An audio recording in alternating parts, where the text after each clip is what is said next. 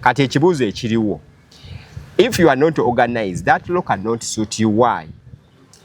Because ekisooka toyina factory producing a music. Atenga music yo gogenda ofuna muki sente. So otekawo proceed ezigenda manufacturing oba okuzimba music waabeewo so that kyojjamu sente weekiri era ng'omuntu wakikozesa obubi you can enforce.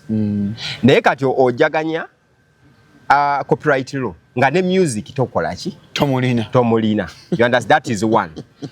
Tolina management egenda kukola contract ne bano bogamba abagenda okuŋŋaanya toli mu URPS okitegera bulungi.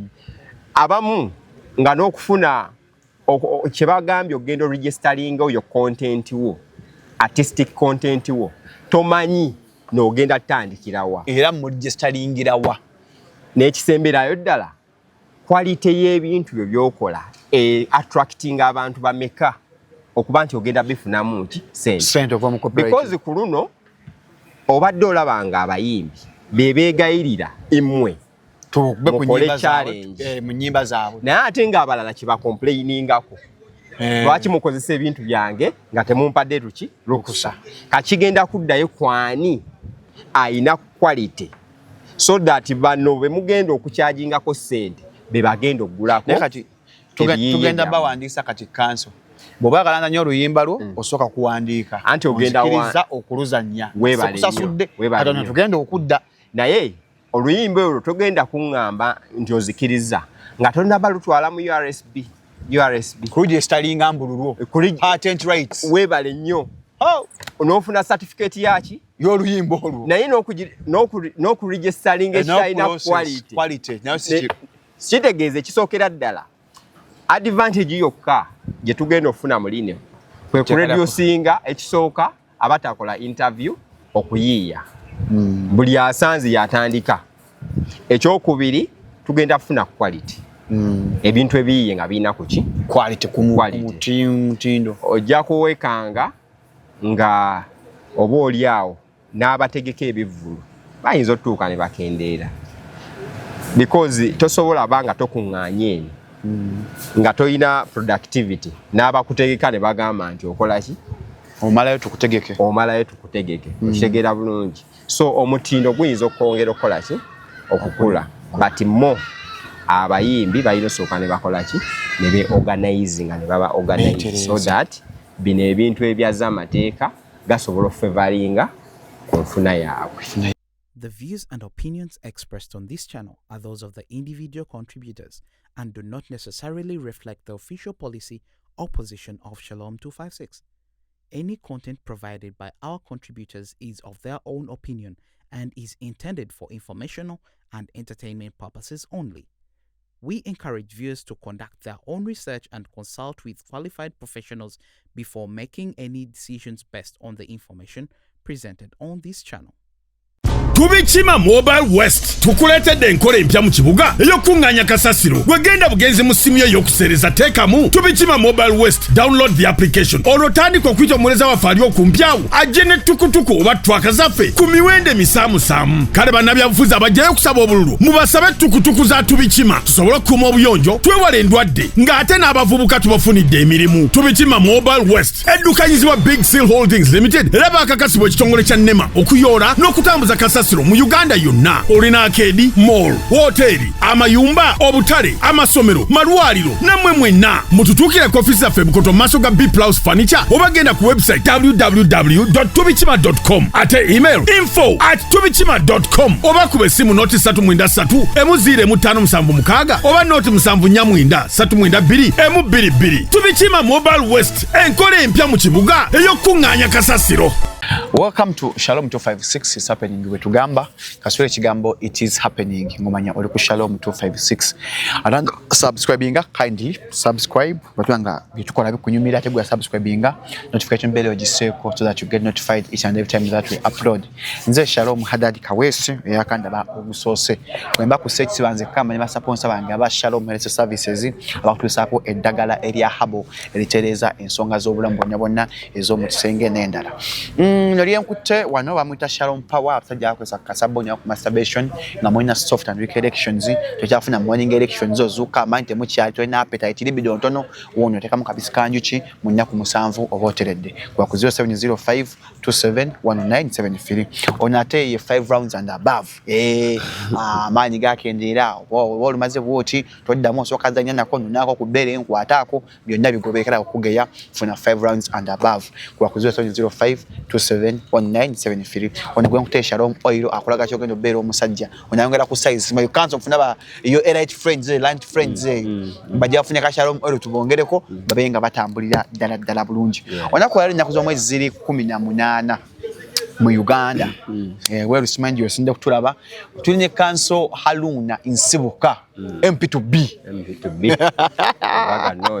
Baga North kansonga obwala ngo obujeyo mangu teba budde ate abantu be bakintuma abantu banalubaga mirimu gye tukola gino abantu be bakintuma abantu banyivu ate ngo obusobozi mbulina kansa abantu banyivu abantu abatuma abantu bakabalonda tetumanyi president gyali balengera abantu mwe muni ku bijjuro muli mu kulya mmere babaka abasagala bogerako kubanga bajja lowooza twagala ku crimingira ku bate betwagala okujjayo so ndowooza mu ndowooza zaabwe balabanga kyekye katolisi yasonga kujja wesibe Baga North nenda kwesimbawo toli muto nine emyaka 35 acha ntwaga okikkiriza ntwagamba tofaana myaka gyo okula bulungi nze nine emyaka 35 ate sijikweka sikolaki ojogera yes njogera nasoma degree so kansomye degree ey'okubiri maze LDC so akuba myaka 3 ayo kula bulungi man ate kati waliwo sister wange atayagala njogera emyaka gyange paka yayinza obate wange kati wenjogera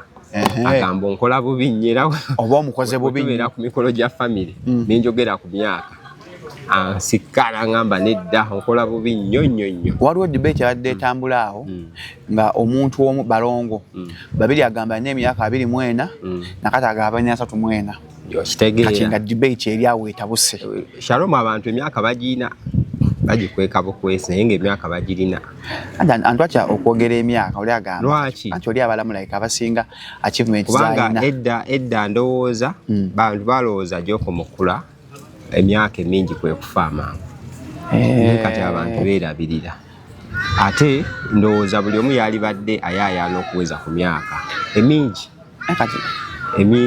kubanga interview eno si kyangu nnyo kuweza myaka 5 buleti myaka 5 kansa biki buli omu yali badde ayayaana okufuna ku myaka ki abeeko wakula emingi so abakweka emyaka bonna tubatumireko ndowooza olumu otemamuko kati emyaka gya covid lwaki tuba tugiba waliwo ne onalebaawo namulabye onalebo Nakimuli yayogedde emyaka gye ne beewuunya onanya ssente emyaka 4 nalebo Nakimuli oweene egundi ekalangala namulabye and which is okay me I'm proud of her emyaka mingi olabika bulungi nanti mujogera kubanga mulina achievement maybe nakyo naye n'ekirala nti emyaka gye emituufu n'emikyamu yinza obutakyusa kikyoli era kigenda kikuleka oli gwe eri abato abatetenkanya abafunye ssente eri abakulu nga ne woba ogikweka ogirabika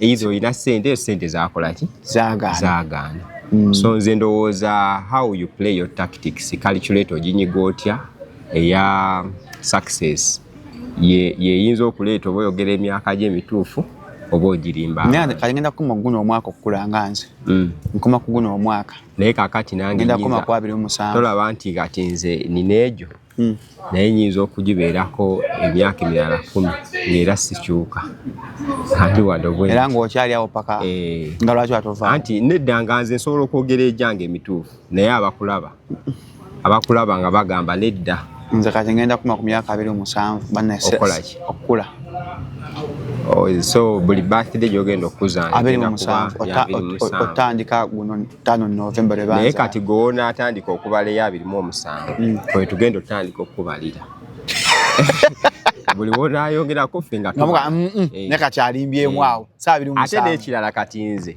Shalom wombuulira class watulira senior 6 you can oba somanya emyaka I can estimate nyinza obutaba naye wemba ndi wala nnyo nyibeegi either 2 down or 2 up because literally omuntu atula senior 6 at 18 19 kati nze kasongamba nti natula 2.25 I will estimate ntolako nkwata 19 nengattako nogattako ebiri katugambe watula 2.10 natula 2.18 senior 6 oba watula 2.18 senior 6 wali ku myaka 18 or 19 kati kwata 2.18 kuva 2.18 paka kati myaka emeka 8 jiringa 8 gigatte ku 19 oba 18 baffe obeera 27 era lyoyogedde gyennyini okitegeera so either ngenda kuba 1 year above or less but lwaki kubanga either nja kuteekako ku 18 oba wasoma mangu oba wasoma late 19 but tojja kubanga ojja kuba within tojja gamba twasinya sisi myaka 15 atosobola ekyo kapoya either 18 kinyonnyola or 19 omwana apise bunyo nabba 12 at least bamba bongeza abantu babongeza ng'emyaka kati buno bwana bwasitulanga buto bwe bumala ku 11 but it should be 11 12 abasomye late oba baze mu class 13 14 but normally zinaba 11 12 omwana okutula P7 kale wombulira watula P7 nkwata ejo emyaka nengattako gino ogatta giri gye bagamba n'ogatta kera obeeraawo bwotyo kanso obeerawo ebitambula ku mutimbaganye bya musajja wammwe Engineer Stephen Kaweesa Engineer Stephen Kaweesa namulaba tubadde tumufollowinga era abadde nkolako ku opinions ezimu ku ye naye nga ziri ligo ez'amateeka of course ne politics because ndi mu national platform ekisookera ddala nagamba abantu nti kyetaagisa nnyo Engineer Kaweesa omukebera obwongo bannange yes mentally ekyo kinene mukko kanso no okusinziira byayogera nze ngenda kukubuulira assertion yange evaawa because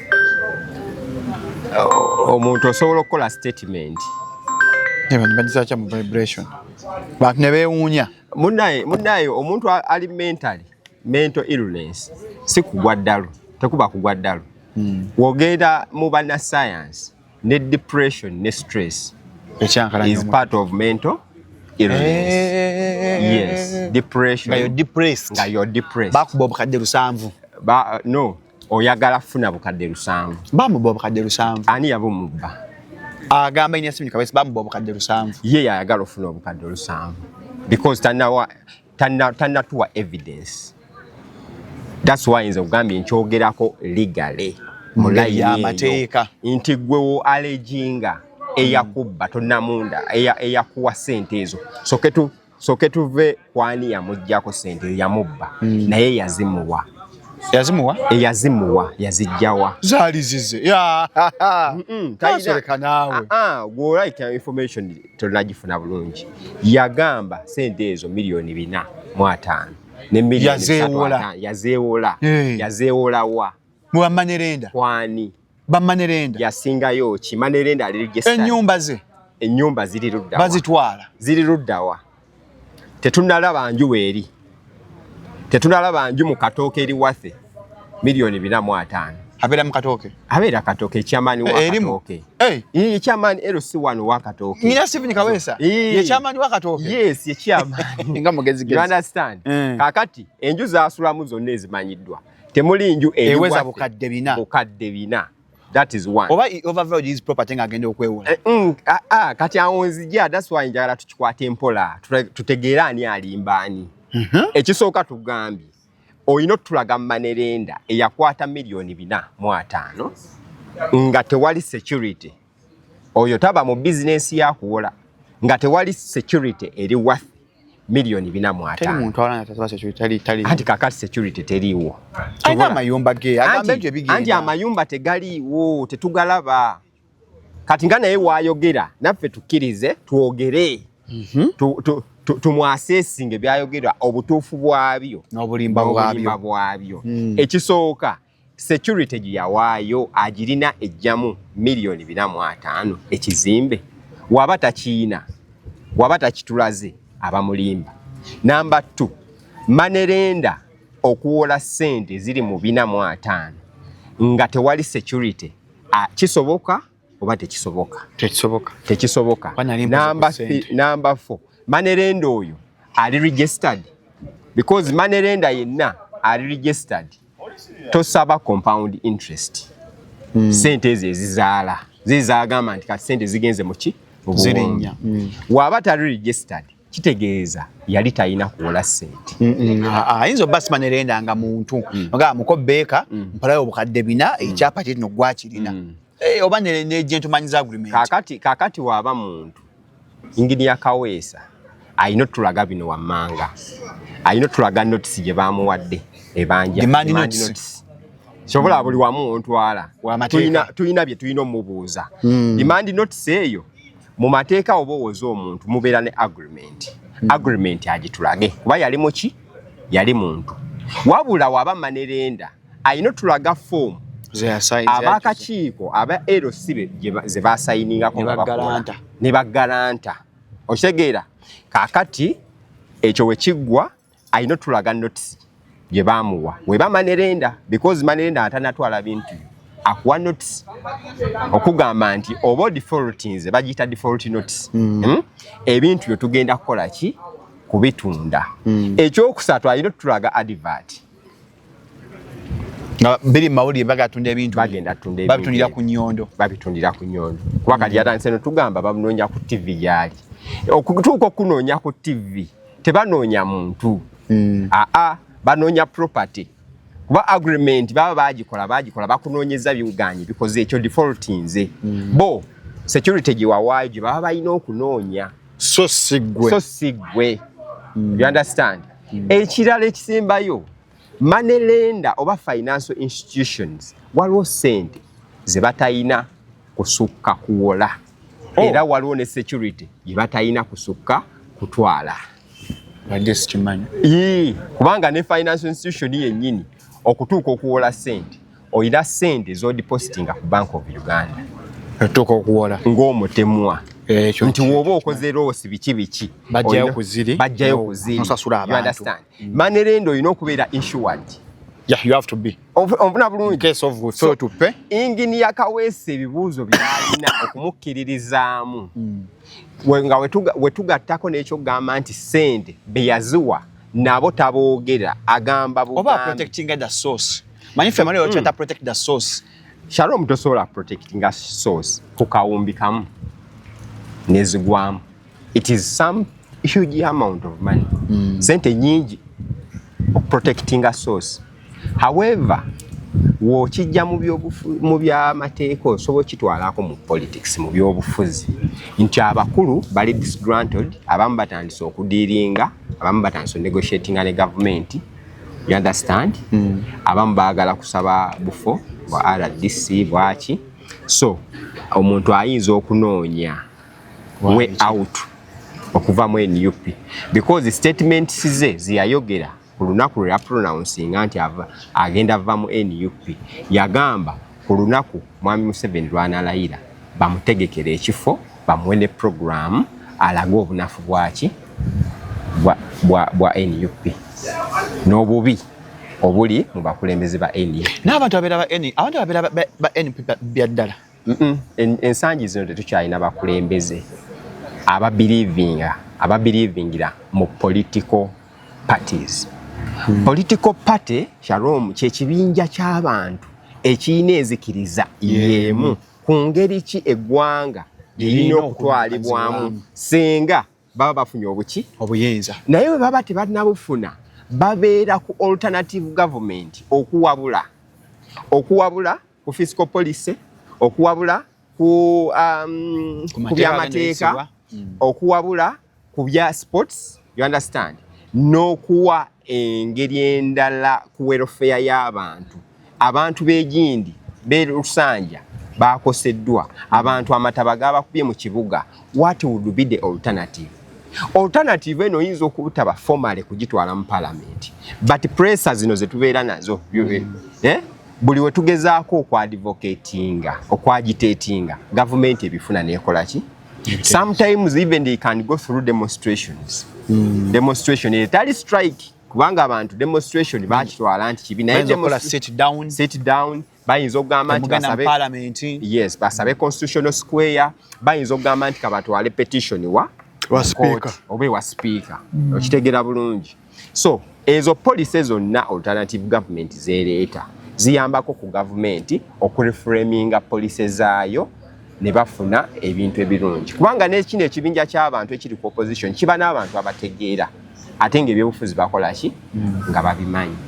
So tetukyalina abantu babelievingira mu byabufuzi nga group emu eyina endowooza, because ekibiina ky'ebyobufuzi kiba ne ideology.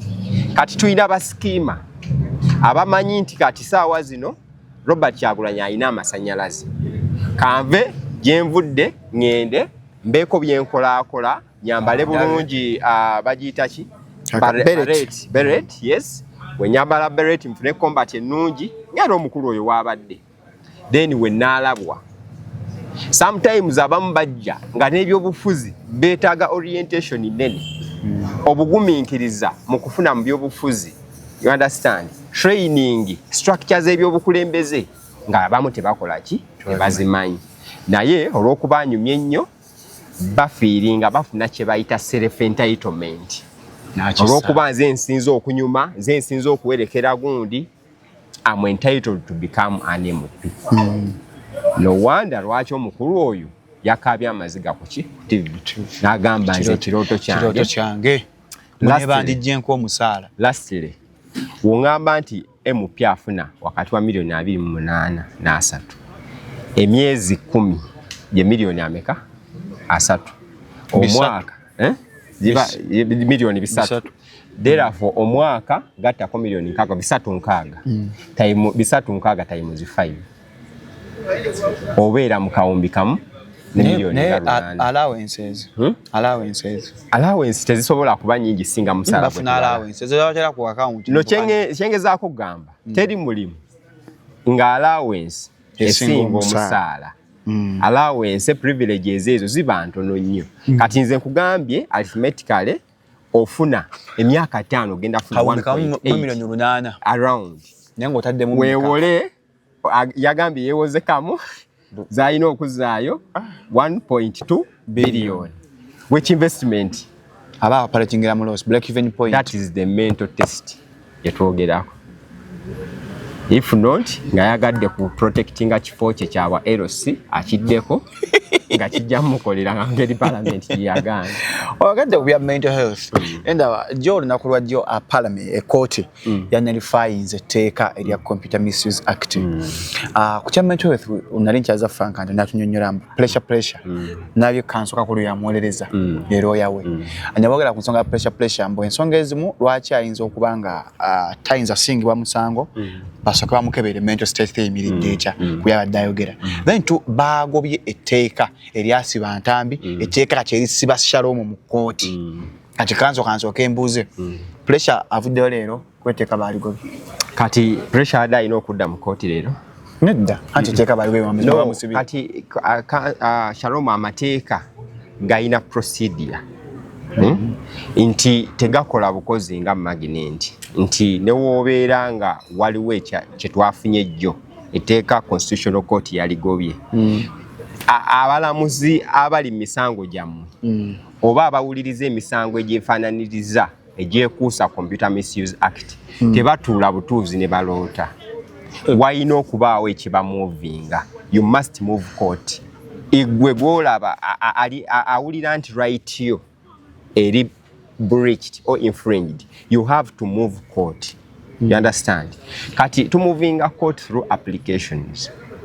Kati olwokuba nja kugereza kuteeka lya UPDF Act we baalikola ne bajjawo ki kuweza ba civilians mu court y'amagye General Court Martial.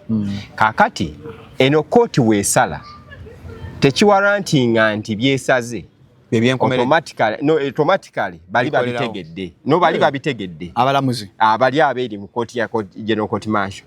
Wabula waliwo procedures ezino yitibwamu balooya abo abagenze mu eno court olw'okuba eri muyina y'abasibe okucommunicatinga formally otegeeze court bo wadde baalabye amawulire but formally there must be some records ezirina okutwalibwa mu eyo kooti okubategeeza nti kino n'ekino kyabaddewo era tusaba kino ne kino kikolebwe. Era ojjukira bannamateeka bakwata ekkubo ne bagenda mu kooti eri bakanyiteeka lyansereko General Court Martial bakwata ekkubo ne bagenda mu General Court Martial bakommunicatinge nti etteeka lino libadde declared null and void. Kooti ene baddewo mu buki mu bukyamu era tekkirizibwa wuliriza baki ba civilian. You understand? Ekisooka establishment yaayo yakubiddwamu obiki kitegeeza abawozesebwa bonna bawozesebwa muki era abantu abo mbate. Wabula mu kifo ky'okubata bo bakyusa bakyuse ne babajja mu bya bulijjo so nga the best procedure would be basooke babate kubanga allegation ne charges ne charge sheet yali yajja specifically ngezze mu kooti ki y'amagye kitegeeza wali olina okubata either we baddamu okukola emisango emirala obalere bya civilian n'obateeka mu kooti yaki y'aba civilian. Kakati at this moment twafunye abayina emisango egyo charges za sustainings gye tuyita nakyo ki death under the operation of the law under the operation of the court ruling ya constitutional court. Tugamba nti emisango gyammwe buli avunaanibwa under computer twogere kujja shalom emisango gyange lawyer wange gwa njoga nga giri mu court no kati lwaki saagala specifically gyogerako kubeera teginnagobwa. Yes mbadde mmanyi kawedde dda tuli enkoko no lwe tudda mu court lwe tugenda okusaayo okusaba tulina okufuna ensalawo yaki ya court eno constitutional court kyekiri kyeŋŋambye olina ocommunicatinga nezino court formally tugende tulina okulaga omulamuzi lwaki tusaba omusango gwogwe kubanga tulina judgment n'ogimuwa n'agiraba no highlightinga n'akawaayiro kebakusibiramu kebakoze eki kebagobye kati awo omala omusaba n'abitunulako ne state n'omuwa kati oba olinze ye nti baleese obujulizi omusango gwagobeddwa eyo byotutte n'omusango ogwo ne application bibakwata ne bassa ku fayiro yo ne bibeerayo in the future senga omuntu omu ajja oba ne bagamba nti si musango gwe kennyini okyasobola okugamba nti ofuluma ggwanga ne bagamba olinayo emisango ki egiri mu kooti naye nga gwe musango gwe gumu bwe bakola ki bwe baanalifayinga gwe badisimisinga kitegeeza bayita fayiro eyo bayinza ogiyita nga oyo omulamuzi bwe yavaawo dda ebyo byonna mu rekodi bibaamu ne bannamateeka bye baawa kooti ebyasinziirwako omusango gwoba biba muki bibeeramu mu fayiro. Kakati awo omulamuzi n'akwata amaanyi ge discretion ye n'obuyinza bwe n'agoba okusinziira ku ky'omunnyonnyodde. Teza shalom teyewaanawaana nnyo mbukiwedde no kati lwaki mu under ordinary circumstances ebitundu 7 ku 10 tulyoke tulina okulya pati ffe ba shalom yes nga gye twaliise defense team kwogwo omutegedde abali ku musango ogwo naye sometimes tulabye eggwanga nga liwakinga under abnormal situations. That's why nkugambye bali bamakete abali mu General Court Martial bali bajubilatinze bamanyi kiwedde but because we are working under ani tewali na transfer yawo gyo baba bateeka mu gundi mu high court naye fayiro ebatwala mu high court ng'ate everi gye bagamba nti bakola ki bagigoba baba charginga mu bukyamu kati tegeeza yo fayiro yali naye ina okufa fayiro endala yes fayiro endala yali batutte mu gundo nekolebwa nga fayiro mpya yes era ekimu charges webale nnyo ekimu kye twemulugunya lwaki abantu bali mu kooti because tebalina fayiro directly bateeka mu high court bano ebakwata bano bamachete you understand abali mu general court martial fayiro gye bayina ebasindika mu general court martial which general court martial yakola ki yavaawo so kati awo tulabanga waliwo defective charges ezibateeka mu ki mu high court okitegeera bulungi naye tusuubira ebitundu nga wegambye 7 tulina of course okukwata ensonga zino nga wezirina okukwatibwa fe tugende tubeere ku record tukole kye tulina okukola ki okukola waliwo ade bagamba kanso mukati pressure kati kiwedde ne pressure because nze nzowooza season ino pressure amulana misango ki era bamubonana hate speech ano shalingo befanyo bya tabanyo CDF anti CDF mulimu hate speech mulimu malicious information ibyo byonna misango giriwa wamu mu bagobye no yes computer misuse act teka libadde naye baligobye lwaki baligobye tebagobye specifically enyingo bagobye lyonna bagobye enyingo because etekero lyaliwo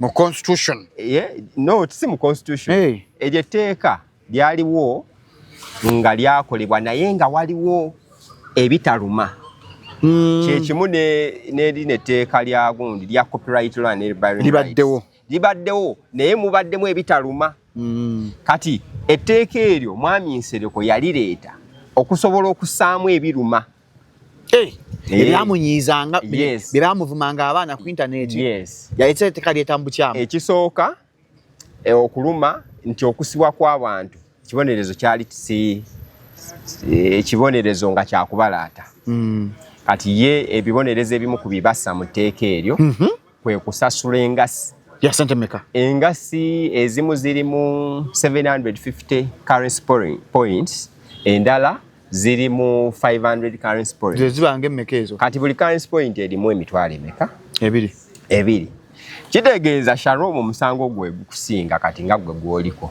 currency point osasula 7.5 ze milioni 10 mmeka 15 ngolaba kinene nnyo naye ngovudde ku ekyo mwalimu obwayiro bwe bataddemu ennongoosereza nga bulabika buli vague okusinziira ku kooti yasaze vagueness kitegeeza ekintu tekiwa makulu okugeza nti wotunuulira section 28 eya Computer Misuse Act bagamba okuspreadinga malicious information musango naye etteeka eryo teridefininga what amounts to malicious information mpulira so what malicious to you may not be malicious to him me kati ng'omusango gwo ogwa hate speech tegunnyonnyola what amounts to hate speech naye tegunnyonnyola results of what you've said gugamba any speech that ridicule or demean oweweebula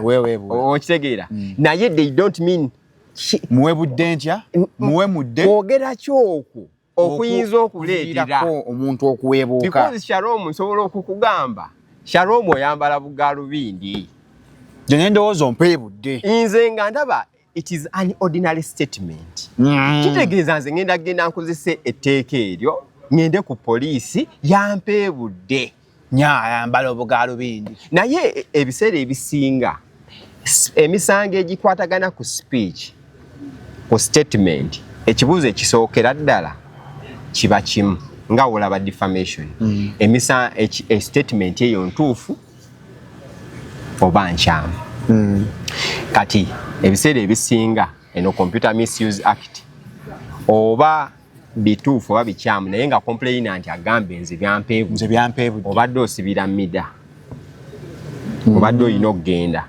Number 2, it is expensive to investigate to get evidence mu misango gya Computer Misuse Act because nze ngawe mbadde nkugamba nina emisango mbadde n'emisango nga 6 so fe gitambula waliwo omuvubuka gwe bayita Juma Magayire omusango nagwo bagugobye naye yali ku internet okola agamba agenda tema basi z'enyale akitegeera naye obujulizi okubufuna kyabadde kiri too hard for state to investigate and find evidence. Omanyi lwaki? Emisango gya Computer Misuse Act sigamba nti buli police mu Uganda esobola investigate nga lwaki. Forensic report okugenda mu gadget ye yesimu si buli police station e Uganda nti ina gadget sezo. Naye oyina okunoonya data ani yamuteekamu, oyina okunoonya source, the publisher ya source, because information tusobola okugiraba naye we yava waba wakulu yavaawa omuntu oyo ddala ya sharing ebintu ebyo kati olw'okuba information etambula mugenda okugiraba ng'abantu mutwalo na mutwalo, so getting one source it's kind of hard. You understand? Kakati netufuna n'ekizibu ekya communication nti gwe Shalom bakuvunaana ne doktani kironde naye gwe tewayogera wakyaza bukyaza Dr. Chonde n'ayogera oli n'ayogera kakati gwe yakyaza nawe n'oba nti omusango under Computer Misuse Act nawe bakukyajize okitegeera bulungi kakati nga the yardstick abantu abakyaza obukyaza oba bali protected etteeka terikola ki terimanyi nti yes tukozesa computer but nze ndi host and under the constitution I have my right to practice my profession to host you understand, so kati ekyo naye ne kiba kizibu ekyaleetedde etteeka eryokola ki ennyingo endala era eyaleetedde etteeko ligobe etteeka lino lya violating ennyingo ezimu ku constitution ya Uganda kati ng'akawaayiro aka29 akatundu akasooka kagamba omuntu alina eddembe okwe-exercisinga his conscience through speech, yes, right of speech, expression. Naye bagamba tebakomaawo, expression shall be through press and other media. Now kati ate wano oli already ku media ku Shalom 256 webali it's happening, yes. So kati netugamba nti because constitution is supreme, yo constitution kyegamba ya ku ntikko yesembayo buno obuteeka obulala webuba nga bulina kyebukontana ne ssemateeka tugenda ku constitution buno obusirika constitution neeyogera kati constitution ekuwa right okwe-exercisinga yo conscious.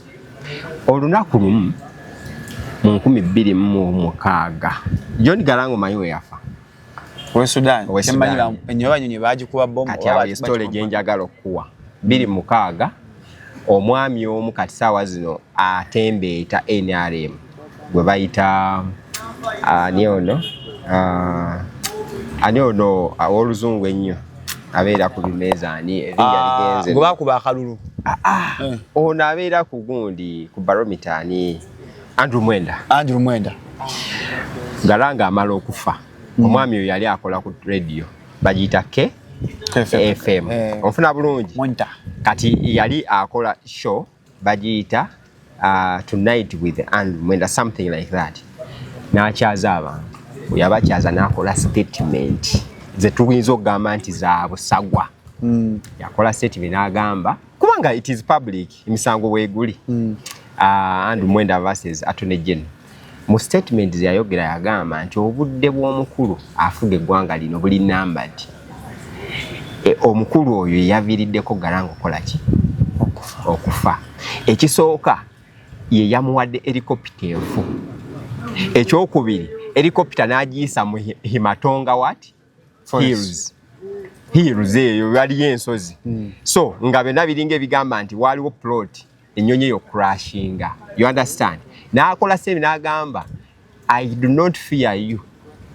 You cannot do anything to me.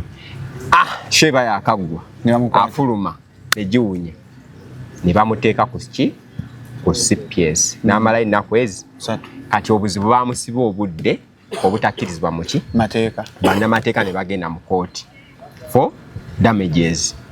bwe bagenda mu kooti ne bageyongerayo paka mu constitutional court okuinterpretinga oba ebigambo bye yayogera because bamuteekako omusango gwa seditious statements and sectarianism.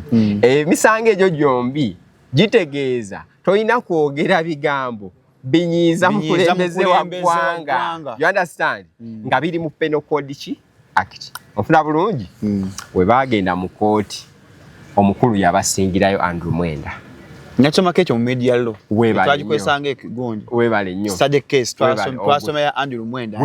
Gumanyi musango guli interesting nnyo. Gumanyi nnyo. Naye lwaki ng'okujjiddeyo?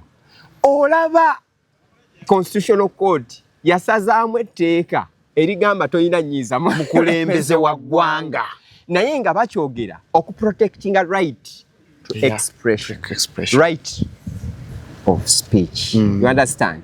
Kakati lwaki oleeta etteeka lya Computer Misuse Act osobole okugalira abantu. Otunyiga onale bonsere ko tunyiga emimwa. Nale bonsere ko aliyo tukoze bubi nnyo. Ekisembayo etteeka lyabadde likontana n'akawaayiro aka 88 n'aka 89. Benesiya chat GPT. Akawaayiro ka 88 kalaga koramu. Koramu kyeki? Koramu kitegeeza mwe shalom ewakaawo woba oyinawo family y'abantu 6. That is the total number. Naye nga mulina ensonga gye mugenda otuteesaako eya mmere ki gye mugenda okulya. Mugamba kasanga banaaweera abameka? Abana. Oba abasatu oba abana. Kulya abala banaatusanga. Okusalawo ku mmere ki gye mujja okulya. Abana kasita banaabeerangawo bo basobola okusalawo. Naye kasita banaabanga basatu okukka wansi. Tebasalengawo. Batewera.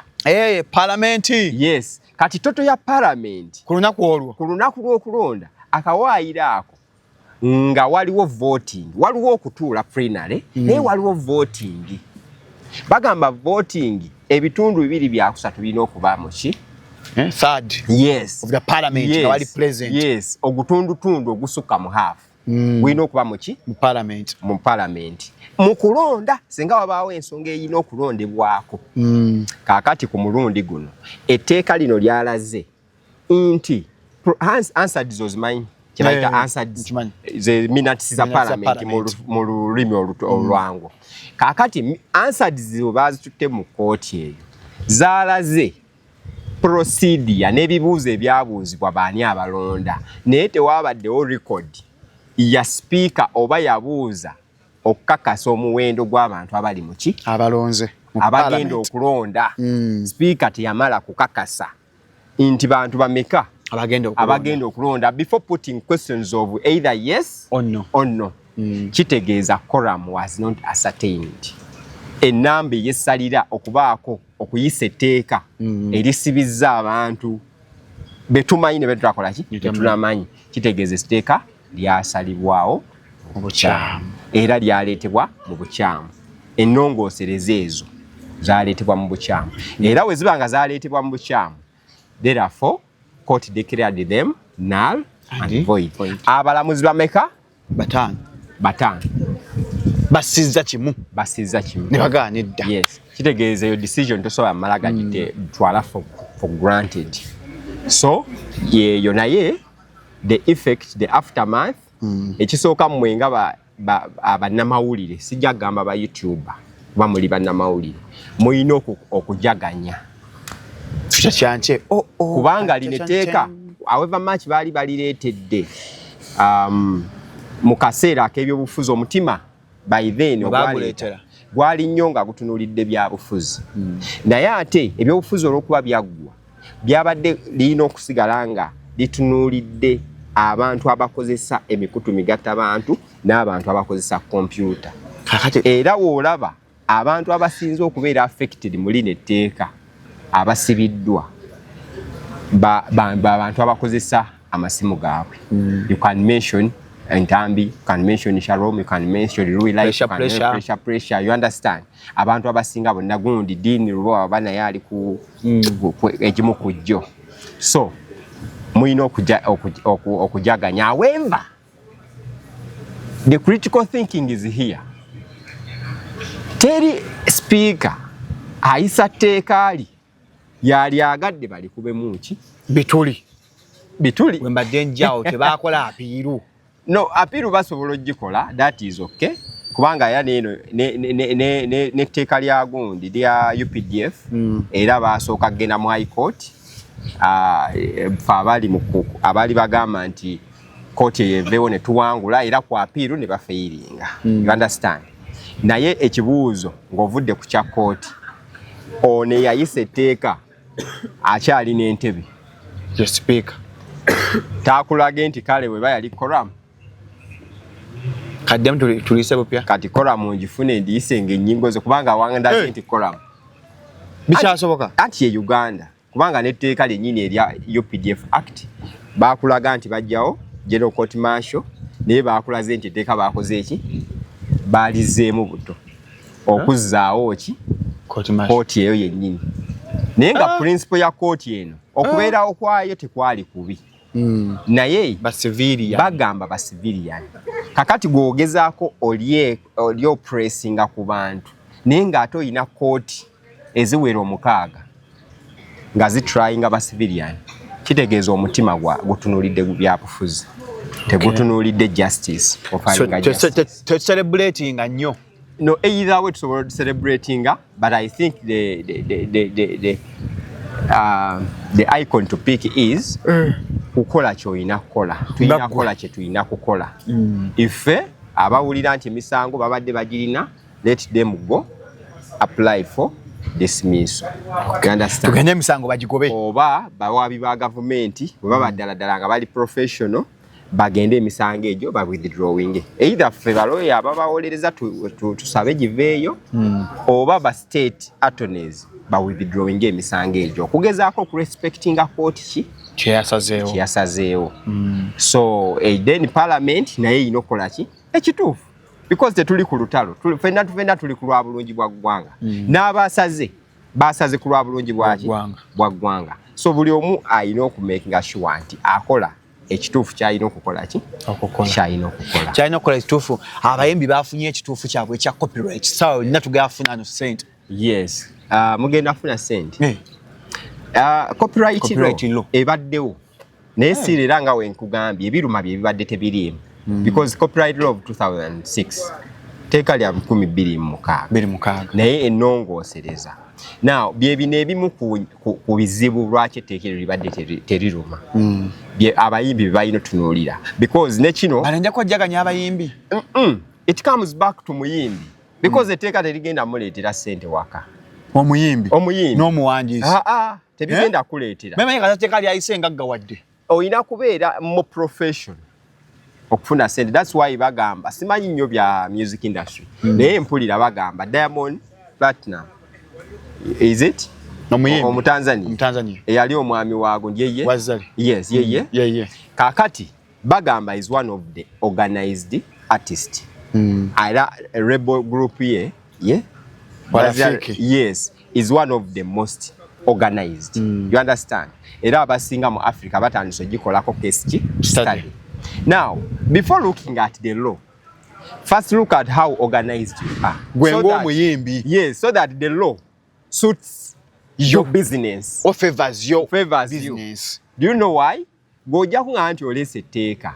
Teri ayina kuba music wange ku ringtone oba kuki? Kukola tune oba mubala oba ku radio oba mubala oba kuki? Oba ku mikolo ejo kwanjula. You understand? Etteeka ligana ne kuba music kumukwanjula. Ne ku mikolo anti kakati kyendi mu kunnyonnyola.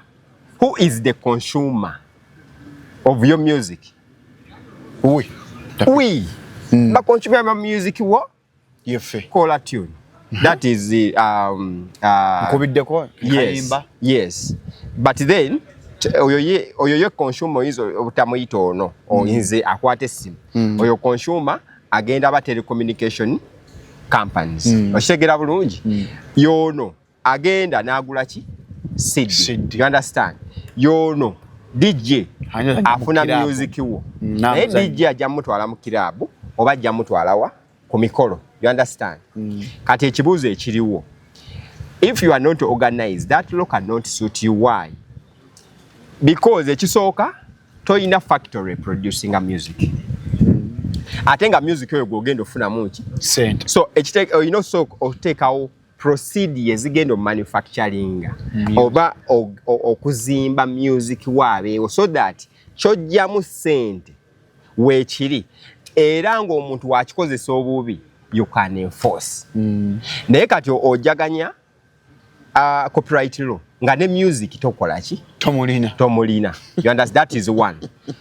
Tolina management egenda kukola contract ne bano bogamba abagenda okuŋŋaanya toli mu URPS okitegera bulungi abamu nga n'okufuna kye bagambye ogenda registering yo content wo artistic content wo tomanyi n'ogenda tandikirawa era mu registeringira n'ekisemberayo ddala quality y'ebintu byo byokola attracting abantu bameka okuba nti ogenda bifunamu ki sente okuva mu copyright because ku luno obadde olabanga abayimbi bebeegayirira imwe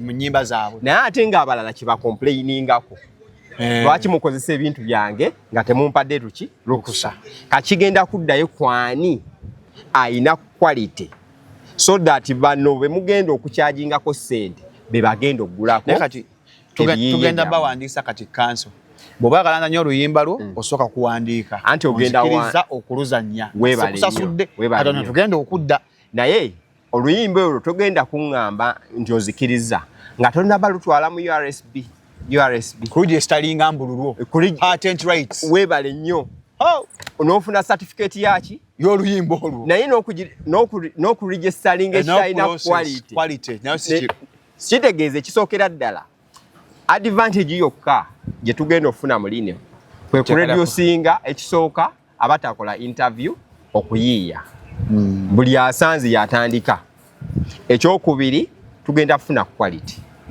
ebintu ebiyiye nga birina kuki quality mutindo ojja kuwekanga nga oba oli awo n'abategeka ebivvulu bayinza otutuuka ne bakendeera because tosobola banga tokuŋŋaanya eno nga toyina productivity n'abakutegeka ne bagamba nti okola ki omalayo tukutegeke okitegeera bulungi so omutindo guyinza okwongera okukola ki okukula but mo abayimbi balina osooka ne bakola ki ne be-organizinga ne baba organize so that bino ebintu ebyaza amateeka gasobola ofevaringa ku nfuna yaabwe now weakness endala etteeka lino enforceability ani enforcinga implementation because wano poliisi w'okwata omukyala njija kuba luyimba poliisi yejja naye kati wano waliwo emisango egimu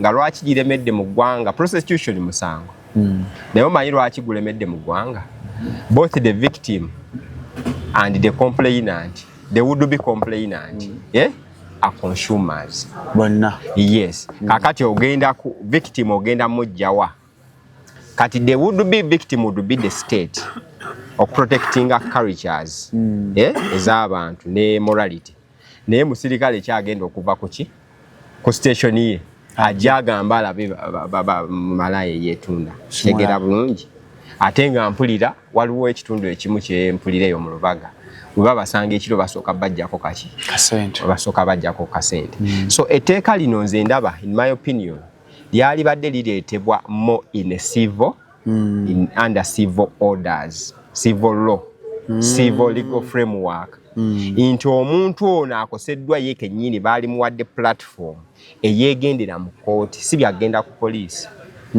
kubanga nti already tugambye cyber policing wano e Uganda teriiwo emitimbagano policing ebeera monitoring emitimbagano kaakati ogenda nga okufuna obujulizi lutalo naye wano baba gimakinga civil ne bakola etteeka ne bassaamu kye tuyita damages nze nga wenkuwaabira nze nkusaba busabi mutemwanze gwenfiiriddwa etteeka lyalikoze naye baalitaddemu nnyo okusibwa myaka 7 myaka 10 then ne current point 10,000 mmeka 2,000 zoyino sasula kitegeeza baaleesenga kanga baana etteeka lya corporate yakanga baana ye naye nga gwe tofunamu nze nzikiriza bwe nteeraawo etteeka oli wa infringing rights zange nze ansasula damage sagala na bya musiba kubanga ekyokusiba ogenda sasula fine government yefuna teza teka limo okusiba corporate limo okusiba kunji yes they yakanga bali criminalizing nze yali badde wenali fudde nganzo omuyimbi wekire yali badde nyonge damage zange yali badde lyangasi nze njagala kyenfiiriddwa that's all ukimpe tulina ddiiro sagala kusiba muntu webale nnyo so that's why ndiraba nti okukola kwalyo kuyinza okubeera nga you know nga kumpi bye bimu ebikolera eki ebibaddewo yes kale tuwenye kansonsi bukaluna MP2B yes neyanziza se Lubaga North ate nga ngenda kuba ssebo wekitiibwa tujja ssanyu tugamba musajja yaliyo kanaffe tukikutte kirimu era atandika okusayininga ku masaati gange oyina okunzikiriza okusayininga ku masaati go autograph mangu ago anti kakati wolijja mu ofiisi teweeyogerako nnyo naye abantu bakimanyi kansonsi bukaye kanso wa Shalom anti kakati awo ebiseera awo tuba tugizeemuuko sasa erinye kanso wange naye laba n'essaati yino wansayiningirako wana Natuka asuka ogenda na biogenda ngenda moderating a debate ya Metropolitan University bana bagenda kulonda girudi waabwe bansabye enda ate eyo university eri mu constituency yange so kati nokube koze lano namungona bafuna gundi bata acheyo chata bayina jukire no branch main branch yabwe eri mu kyalo erudo eri simaika abachi kabale bambi kale tujja banganye kansalu nanganye ensonga zaatuwaamu musibe bulungi naye nga naawe nkwebaza okubeererawo abasiibi njagala okozaaza abasiibi watusiibulu ya Friday Friday kala kirungi weekend mpanvu tusiibulula webale kwagala dini ya Buisiraamu Allah akuddizeewo abasiibye tubaagaliza ekisiibo kino mukifunemu birungi byereere ya Rabbi bana temukyusa empisa ate okuba kigenze temukyusa empisa mubeewo mpola bere bulungi mweraba